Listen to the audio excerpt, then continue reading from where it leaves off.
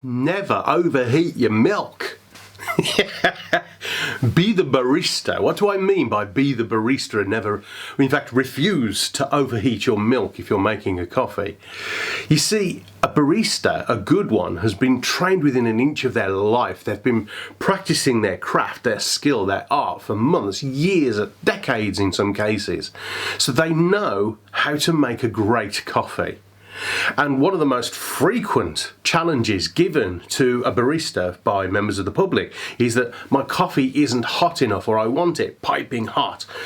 Now, frequently, because of this thing in customer service about the customer always being right, the barista will then overheat the milk.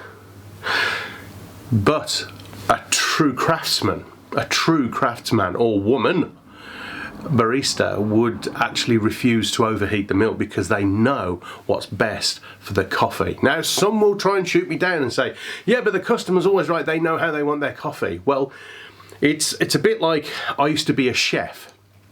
And, well, I suppose I still am a chef, but no longer professionally. And I remember being trained by people who would tell me one thing about food, and it was reinforced by the owner of a restaurant in Germany where I went with some friends. Hi, Dagmar and Detlef, if you're watching.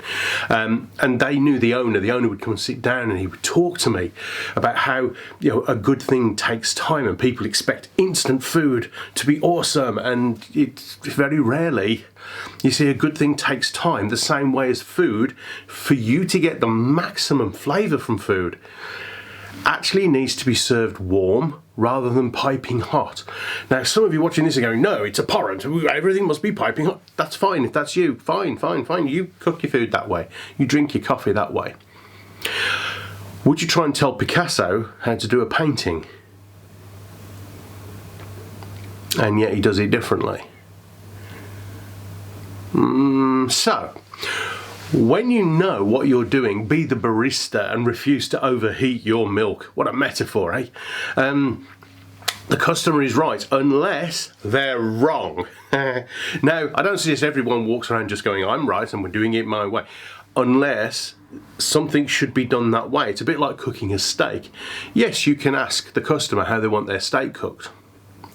But actually, if you want the reputation of being the master chef steak chef, then actually, traditionally, the way most chefs are taught, they should be served medium rare, bordering on rare. Now, some people will go, well, I won't eat steak then. That's fine. Go to a restaurant or somewhere that a general steakhouse that will cater for your tastes. But if you want to be the barista, if you want to be the steak chef, if you want to be the artiste, you see, Rolex, they don't make pink watches. Aston Martin don't make bright yellow cars.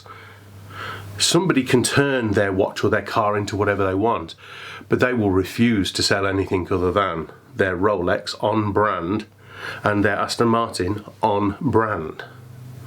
Why? Because they're the barista and they refuse to overheat their milk. So it's about having the belief, the conviction and the strength in what you're doing, if indeed you are a master craftsperson at what it is you do. So be the barista. Don't overheat your milk. Thanks for watching. Please subscribe and hit the notification bell for more videos. Then click the TV to watch the next video. Oh, and don't forget to visit our website at davidhyner.com to claim your free audiobook. Until the next time, go Rhino. Having it.